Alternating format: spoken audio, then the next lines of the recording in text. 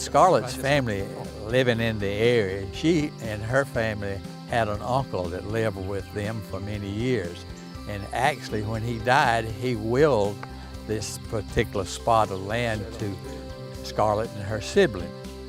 And what we ended up doing is that we hired someone to look after this place while we were away and, I guess, chasing the rainbow, trying to make a living in some other way.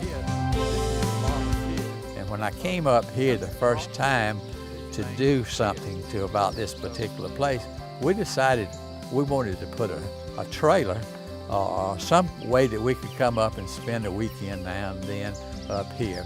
And we talked to the Scarlett siblings, and we figured out a way that we could buy the place from them and do what we wanted to this particular place. Come up on the long weekends and stay, and the weekends got to be weeks, and the weeks got to be months and so forth. And one afternoon we was going home, and I said, Scarlett, let's move up here. Let's go. And that's been a really, really good for us. We built a home up on the hill above the pond here, and we moved into it. And then we in turn let family use the trailer and stay at the pond here. In this particular place, we have 308 acres on here.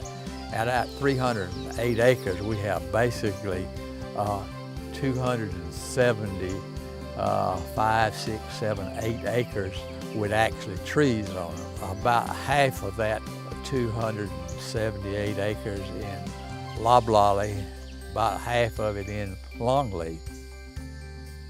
But we also have hardwood and this type stuff around the branches. My primary direction is actually to stay with the treasure forest where I actually teach the children what's going on in the forest and how we take care of it. My secondary would be the wildlife and how I take care of it. And I have another perspective too. I try to make a living off of it too. I was told that there was a thing called Classroom in the Forest, and I wanted to get involved in that. Got with Jimmy Jones and his people, and he helped me get more involved in Classroom in the Forest. Tell us a little bit about how we conduct that program on your farm here in this beautiful setting. Okay. Jimmy, what we actually start off with is that we have 5 classrooms set up to go to different parts of the farm, and it's all in a trail that they walk. They stay 20 minutes at a classroom, and we give them 10 minutes to go from one classroom to the other. And it takes about 50 volunteers, which we use 4-H and FFA, but your local landowners even pitch in. They do, and that's what's so good about Classroom in the Forest. You know, we go to their schools for lessons that we taught or teach in the schools, and then they come to our place and it's taught here too, with like hands-on experience, seeing what we're talking about.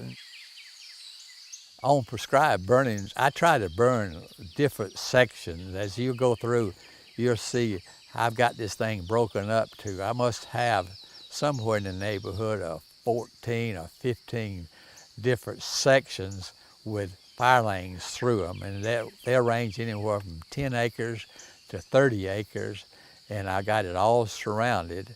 And believe it or not, I went 3 years with the different people out of Abbeville teaching me and going through the burning procedure, and I do most of my burning, and I can do most of it with 1, if not 2 people at the most. Okay, we have longleaf here, and they'll be 4 years old the 15th of December of this particular year. And I burned them when they was 3 years old.